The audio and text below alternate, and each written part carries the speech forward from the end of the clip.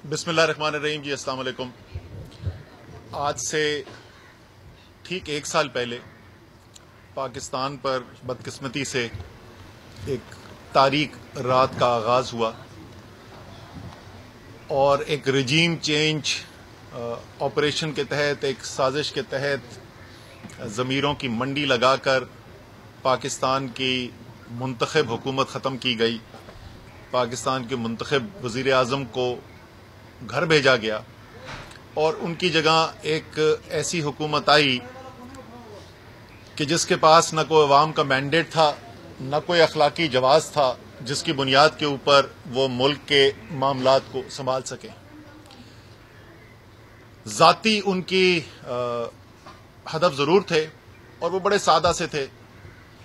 सैकड़ों अरबों रुपए की करप्शन जो की हुई थी, जिनके केसेस जो हैं वो बतदरीज आगे बढ़ रहे थे, उनको ख़त्म कराना था और अपनी न सिर्फ माली जायदाद बल्कि अपनी सियासी विरासत को भी बचाना था।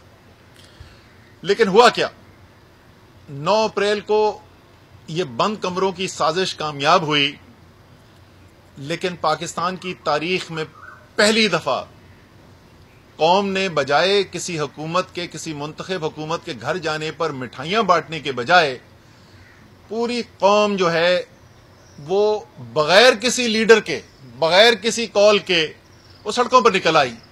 और 10 अप्रैल की रात को लोगों ने देखा कि किस तरीके से पाकिस्तान बदल चुका है। सारे पाकिस्तान के अंदर था, मुझे अभी तक याद है, मैं इस्लामाबाद में था, मुझे इस्लामाबाद के मनाजिर अभी तक याद हैं। लेकिन जो सबसे ज्यादा ताकतवर उस दिन पैगाम गया और जो एक सिंबल बन गया पूरी कौम की बेदारी का, वो यहीं कराची से था। मिलेनियम मॉल के सामने हजारों कराची वाले खुद जमा होकर, जैसे मैंने कहा, कोई लीडर की कॉल नहीं, खुद जमा होकर उन्होंने जिस तरीके से कौमी तराना पढ़ा और उसके बाद पाकिस्तान जिंदाबाद के नारे लगे, वो सारे पाकिस्तान के दिलो दिमाग के अंदर उतर गई वो तस्वीर। और वही कौमी जज्बा है जो आज तक इनसे संभाला नहीं जा रहा। सबसे पहला तो सियासी बहरान पैदा कर दिया इस रजीम चेंज ऑपरेशन से। कौम जो है वो सारी खड़ी हो गई इमरान खान के साथ। रमजान का महीना था, पाकिस्तान की तारीख के सबसे बड़े जलसे किए गए। कराची के अंदर जलसा हुआ, लाहौर के अंदर, सारे पाकिस्तान के अंदर तारीखी जलसे रमजान के महीने के अंदर, जो कोई सोच नहीं सकता था। तो जिस तादाद में पाकिस्तानी बाहर निकल के आए, सारा पाकिस्तान जो है वो किसके साथ खड़ा था? जो पार्लियामान में नहीं था। पार्लियामान बेतौकीर हुई थी। इस सियासी बहरान की बुनियाद पर, इसकी वजह से दूसरा मरहला शुरू हुआ और वो मरहला था माशी बहरान का। पाकिस्तान की तारीख का बदतरीन माशी बहरान इस मुल्क के अंदर देखा गया। वो पाकिस्तान जिसने आज तक कभी भी अफराते ज़र 20, 22, 24, 27%, इससे आगे जाते हुए नहीं देखा था, वहां पर 45% तक अफराते ज़र पहुंचते हुए देखा गया। पाकिस्तान की तारीख में जैसी महंगाई पाकिस्तान के अवाम ने नहीं देखी थी, वैसी महंगाई देखी गई। 22 करोड़ का मुल्क, एक एटमी ताकत, वहां पर लोग सिर्फ गरीब नहीं, सफेद पोश घंटों आटों की लाइन के अंदर खड़े हुए थे। लोग अपनी जान खो बैठे। इतना शदीद माशी बहरान पाकिस्तान ने तारीख में नहीं देखा। हजारों कारोबार बंद हो गए, लाखों लोग बेरोजगार हो गए।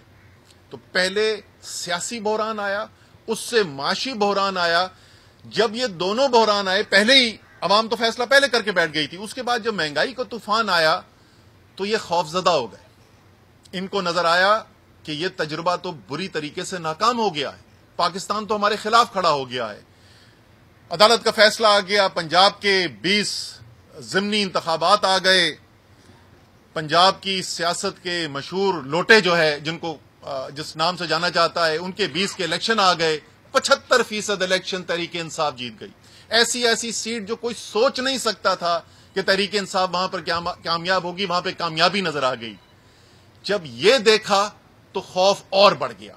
तो इन्होंने अब तीसरा मरहला शुरू किया, और वो मरहला क्या था? वो मरहला था ताकत के बेदरेज इस्तेमाल का। वो मरहला था जबर का। और ये जबर और ताकत का इस्तेमाल सिर्फ तहरीक इंसाफ के सियासी कारकुनों और लीडरों पर नहीं किया गया। इमरान खान के ऊपर जाहिर है सबसे बड़े खान थे, दर्जनों की तादाद में मुकदमे उनके खिलाफ बनाए गए, तकरीबन 2 दर्जन मुकदमे मेरे खिलाफ बने हुए, कोई भी हमारा लीडर इससे बचा हुआ नहीं है।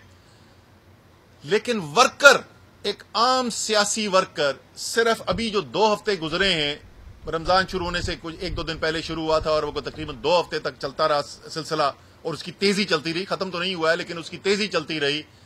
3000 से ज्यादा सियासी वर्कर गिरफ्तार हुआ है पंजाब के अंदर और इस्लामाबाद के अंदर सबसे ज्यादा, लेकिन सिंध में भी और खैबर पख्तूनख्वा के अंदर भी गिरफ्तारियां हुई, बलूचिस्तान के अंदर गिरफ्तारी हुई, यानी पाकिस्तान का कोई हिस्सा नहीं बचा। ये मेरे साथ बैठे हुए अरसलान गुम्मन ये गिरफ्तार हुए, वो सामने सलमान बैठा हुआ है वो गिरफ्तार हुआ, शाहनवाज जदून इधर बैठे हुए वो।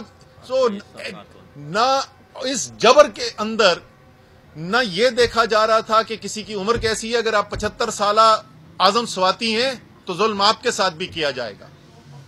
न ये देखा जा रहा था कि कौन मुंतखब है कौन नहीं है, सेनेटर हैं आप, आजम स्वाति साहब होंगे सेनेटर, जुल्म हम आप पे फिर भी करेंगे। अरसलान गुम्बन, शाहनवाज जदून आप होंगे एमपीए, लेकिन जुल्म आपके साथ भी किया जाएगा। आप एमएनए हैं, उमर अयूब साहब आप एमएनए हैं, लाठियां आप पर भी बरसाई जाएंगी। दूसरे कई, मैं कितने नाम आपके सामने लूं, फवाद चौधरी उठाकर ले गए। हमारे सोशल मीडिया के बच्चों के ऊपर जिस तरीके से जुल्म किया गया, और इन लोगों को एक तो सोशल मीडिया समझ नहीं आ रहा। सोशल मीडिया क्या है? सोशल मीडिया आसान अल्फाज में जरा समझ लें है क्या। ये कोई टेक्निकल चीज नहीं है, ये अवाम की आवाज है। ये वो आवाज है जो लोग घरों में बोल रहे हैं, वो अब टेक्नोलॉजी के जरिए लोगों के घर में जो बात हो रही थी वो सारे पाकिस्तान तक पहुंच रही है। ये सोशल मीडिया, आप पाकिस्तान की आवाज को जबर से नहीं दबा सकते। नतीजा क्या निकला है? आपने इतना बड़ा ऑपरेशन किया पिछले 2 हफ्ते में, हमारे अजहर मशवानी से लेकर तकरीबन कोई हमारे सूबे के लीड नहीं बचे, हमारे कराची से लड़के उठाए, हमारे लाहौर से, इस्लामाबाद से, पेशावर से, कोयटा से, हर जगह छोटे छोटे शहरों से हमारे लड़के ने जाए। नतीजा क्या निकला? आज सुबह की ट्रेंड जरा देख लें, तीनों टॉप ट्रेंड पाकिस्तान के अंदर, तीनों तहरीक इंसाफ के बयानिए के मुताबिक टॉप ट्रेंड बने हुए, क्योंकि ये कोई बंद कमरे के अंदर साजिश नहीं हो रही है आपके खिलाफ, ये कोई पैसा नहीं चलाया जा रहा है, ये कोई बड़ी कंस्पिरेसी नहीं हो रही, ये अवाम की आवाज है जो आपके सामने आ रही है। जितना जबर करते गए, अच्छा जबर जो है वो सिर्फ सियासी वर्कर्स पे भी नहीं, मीडिया हाउसेस बंद, आपने इमरान खान की तकरीर दिखाई, आपका चैनल बंद, आपका चैनल इमरान खान की तकरीर दिखा रहा था, जनाब डायरेक्टर न्यूज को उठाओ, अम्माद यूसुफ, और उसको उठा के ले जाओ और तशद्दुद करो उसके ऊपर। आप एंकर, आप जो हैं वो बहुत ज्यादा बात करते हैं, आप इमरान खान और तहरीक इंसाफ की बात करते हैं, आए जरा आपकी तो हम खातिर तवाज़ो करें, आपको उठा कर ले गए, एंकर्स को नहीं छोड़ा। अरशद शरीफ कौन भूल सकता है, उसका गम कौन भूल सकता है पाकिस्तान में, जिसने एक आवाज उठाई। आपको आवाज पसंद नहीं, आपको बयानिया पसंद नहीं, को समझने की कोशिश करें, इसका इलाज है अपना बयानिया ठीक करें, जिसमें लोगों को सदाकत नजर आए, जिसमें लोगों को सच्चाई नजर आए, लोग आपकी बात को माने। जबर और ताकत के इस्तेमाल से आप कौम की आवाज को नहीं दबा सकते। इस 21वीं सदी में इस 22 करोड़ के मुल्क को की आवाज का गला आप जबर और ताकत से नहीं घोट सकते। जितना जबर बढ़ाते गए उतने गैर मकबूल होते गए, उतनी इमरान खान की मकबूलियत बढ़ती गई, उतनी तहरीक इंसाफ की मकबूलियत बढ़ती गई, उतना ही इनके लिए खौफ और खतरा बढ़ता गया। अब चौथे मरहले पे पहुंचे हुए हैं, और चौथा मरहला क्या है? यानी पहले सियासी बहरान, फिर माशी बहरान, फिर उसके बाद जबर और ताकत का इस्तेमाल, बेदरेज इस्तेमाल, बदतरीन फस्तायत, पिछले 4 दहाइयों से जैसी फस्तायत नहीं पाकिस्तान में देखी गई थी। और अब मरहला क्या आया है? अब मरहला आया है आइन से इनहराफ करने का, आइन को तोड़ने का, सुप्रीम कोर्ट पर, अदालत पर हमला करने का। जिस तरीके से तमाम पहले इनके हरबे जो हैं वो न सिर्फ नाकाम हुए हैं, बल्कि उस सब काम के बाद इनकी मकबूलियत और कम हुई है, इनके खिलाफ अवाम में जज्बा और ज्यादा बढ़ा है। ये जो अब करने जा रहे हैं, जिसको कहते हैं आखिरी कील है ताबूत के अंदर, इनके लिए अभी भी वक्त है, इनको जरा दोबारा सोचने की जरूरत है।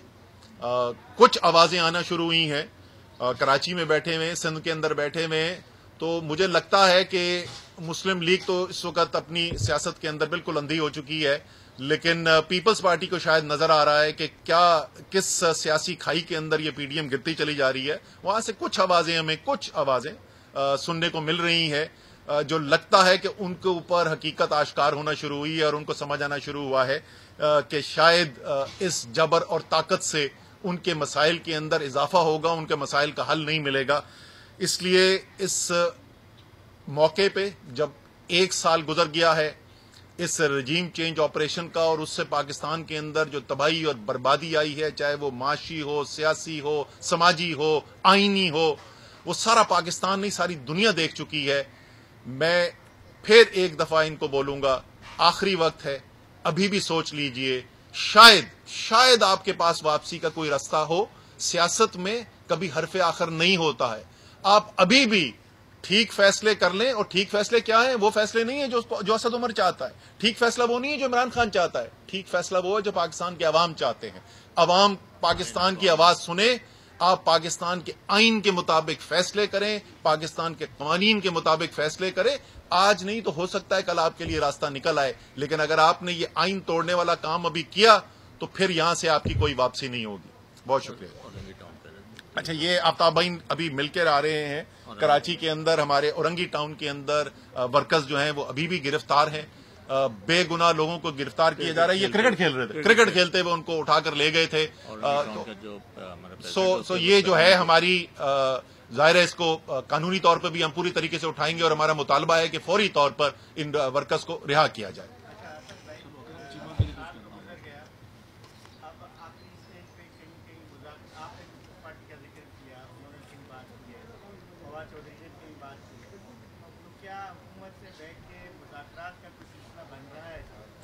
सर, हम तो बहुत अरसे से ये कह रहे हैं कि पाकिस्तान को अगर इस बहरान से निकालना है तो उसमें एक नए इलेक्शन की तरफ जाना पड़ेगा, एक जनरल इलेक्शन की तरफ जाना पड़ेगा। और उस जनरल इलेक्शन को की बातचीत करने के लिए, लवाजमात डिस्कस करने के लिए हम मुज़ाकरात के लिए तैयार हैं। हम तो महीनों से यही बात कर रहे हैं, उसमें कोई नई बात तो नहीं है। लेकिन दूसरी तरफ से उनको शायद गलतफहमी ये है कि चाहे हमें आइन भी तोड़ना पड़े, हम इलेक्शन फिर भी रोक सकते हैं, और इसलिए वो बातचीत करने के लिए तैयार नहीं रहे। ये आने वाला हफ्ता बहुत ही अहम हफ्ता है और मेरे ख्याल में इस हफ्ते के आखिर तक हालात किस तरफ जा रहे हैं वो बहुत वाज़ेह हो जाएगा। बहुत शुक्रिया।